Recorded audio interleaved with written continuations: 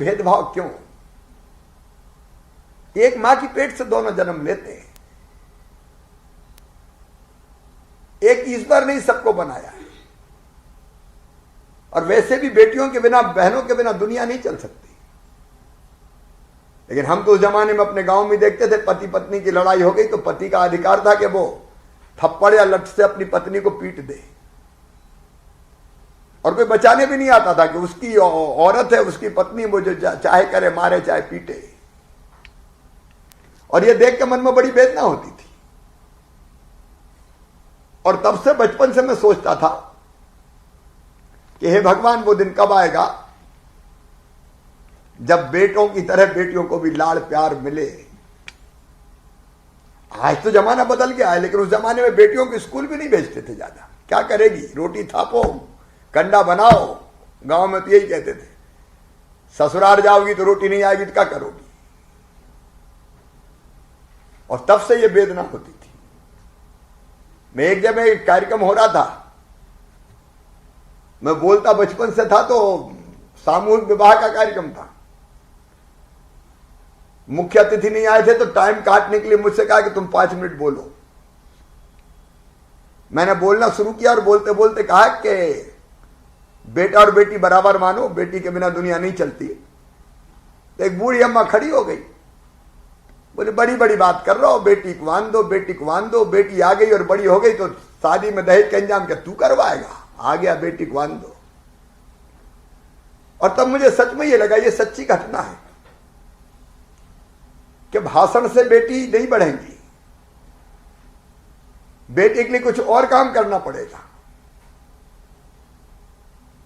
जब मैं मुख्यमंत्री नहीं था, मैं विधायक बना, सांसद बना, तब भी मैं बेटियों के विवाह का कार्यक्रम अपने मित्रों के सहयोग से करता था, गरीब बेटियों के।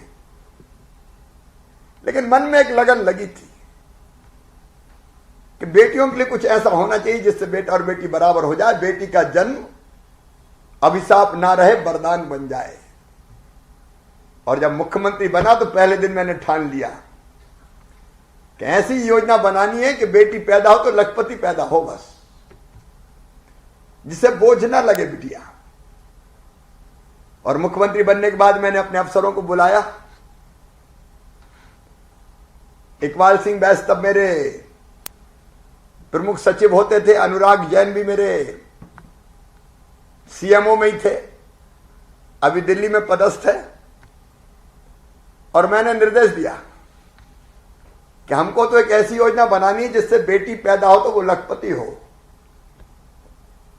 अब इनने शायद पहले सोचा होगा कि नए नए मुख्यमंत्री बने, जोश है, कुछ दिन में ठंडा हो जाएगा। लेकिन मैं पीछे पड़ा रहा लगातार,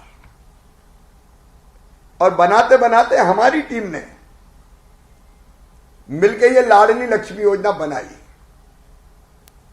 अच्छा, विरोध भी बहुत हुआ। फाइनेंस ने कहा कि इतना पैसा कहां से दे देंगे, पता नहीं कितनी बेटी हर साल पैदा हो जाए, तो उतना पैसा बजट से कहां से भरेंगे।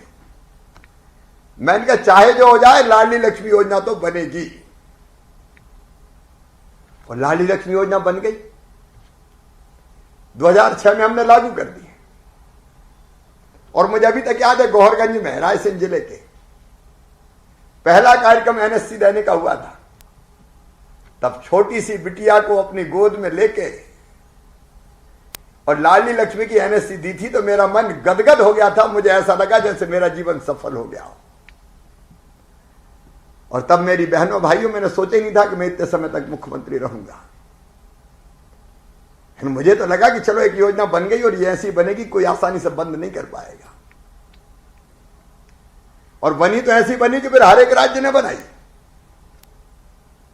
अलग अलग नाम से बनाई हो भले, लेकिन लाडली लक्ष्मी योजना फिर इतनी पॉपुलर और प्रभावी हुई कि अलग अलग राज्य सरकारों को फिर अलग अलग नाम से, किसी ने भाग्य लक्ष्मी, किसी ने वैभव लक्ष्मी, लाडली लक्ष्मी योजना को बनाया। और आज तो मेरी प्रसन्नता का आनंद की कोई सीमा ही नहीं है। मैंने देखा मेरी बेटी सामने बैठी 9वीं में पढ़ रही है, 9th में पढ़ रही है, और कह रही है कि मैं डॉक्टर बनूंगी। जब ये बिटिया कहती है 9वीं में पढ़ने वाली कि मामा मैं तो 9th में हूं और डॉक्टर बनूंगी, लाडली लक्ष्मी हूं। मेरी बेटी 6वीं में पहुंच गई और जब हमने तय किया था बेटी पैदा होगी तो लाडली लक्ष्मी के साथ 5वीं पास करके 6वीं में 2000, 8वीं पास करके 9वीं में 4000, फिर 11वीं में 12वीं में अलग छात्रवृत्ति का पैसा, और बाद में जब ये 21 साल की हो जाएगी तो 1 लाख रुपया अलग से मिलेगा। और आज इन बेटियों को देख के मैं गदगद हूं। कोशिश ये रही है मेरी बहनों कि ढंग से महिला सशक्तिकरण का काम हो, मां बहन और बेटी के साथ अन्याय ना हो, क्योंकि ये धरती वो धरती जहां आज नहीं हजारों साल पहले कहा गया था, यत्र नार्यस्तु पूजन्ते रमन्ते तत्र देवता। देवता कहां रहेंगे? जहां मां बहन और बेटी को मान सम्मान और इज्जत की नजरों से देखा जाएगा। लेकिन व्यवहारिक रूप से कई बार ऐसा नहीं होता, इसलिए हमने कोशिश की कि सरकार हम मां बहन और बेटी के साथ खड़ी कर दें। बेटी पैदा हो तो लाडली लक्ष्मी, स्कूल जाए तो किताबें निःशुल्क, यूनिफॉर्म निःशुल्क, दूसरे गांव जाए तो पैदल नहीं जाने देते, साइकिल देके कहते हैं बिटिया रानी साइकिल पे बैठ के जाना। स्कॉलरशिप की अलग अलग योजनाएं। 12वीं में अगर गांव में 60% से ज्यादा नंबर लाए तो गांव की बेटी कहलाए। कॉलेज की पढ़ाई के लिए हर साल 5000 और पाए। फिर मेडिकल इंजीनियरिंग में जाने की इच्छा हमारी बेटियों की है और मेधावी है तो बेटियों चिंता मत करना, तुम्हारी फीस भरवाने का भी इंतजाम किया है। और बड़ी हो जाए तो शादी की भी चिंता मत करना। मुख्यमंत्री कन्यादान योजना, फेरे भी मामा पड़वाएगा। बीच में थोड़ी गड़बड़ हो गई थी, अब फिर योजना चालू हो गई। तो बिटिया की शादी और शादी के बाद बेटा बेटी को जन्म दे तो लड़ुआ के भी पैसा, जन्म के पहले 4000, जन्म के बाद 12000। रोजगार और सशक्तिकरण के लिए अनेकों प्रयास, जन्म लेने से लेकर अंतिम सांस लेने तक पूरी सरकार मां बहन और बेटी के साथ हमने खड़ी की। और महिला सशक्तिकरण मेरे लिए नारा नहीं है, मेरी जिंदगी का मिशन है। उसको हर हालत में हम करके रहेंगे। आज भी कई बार कहीं बेटियों के साथ अन्याय होता है तो मन आक्रोश और पीड़ा से भर जाता है।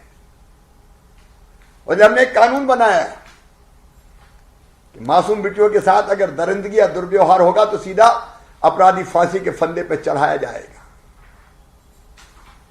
अभी भी इक्का दुक्का घटनाएं प्रकाश में आई तो हम अपराधियों को छोड़ेंगे नहीं किसी भी कीमत पे। आपका सम्मान, आपकी सुरक्षा, आपका स्वास्थ्य, आपका रोजगार, आपकी इज्जत, ये मेरा मान सम्मान और इज्जत है, सरकार की इज्जत है। और इसलिए मैं लाडली लक्ष्मी बेटियों को बधाई देता हूं। लगातार ये योजना जारी रहेगी और मेरी बेटियां लगातार आगे बढ़ती रहेंगी। लेकिन दूसरा बहुत महत्वपूर्ण विषय है, अभी हमने कुछ माताओं से बात की, गोद में बेटा बेटी थे, बच्चे थोड़े कमजोर थे। अगर बेटा बेटी कमजोर होंगे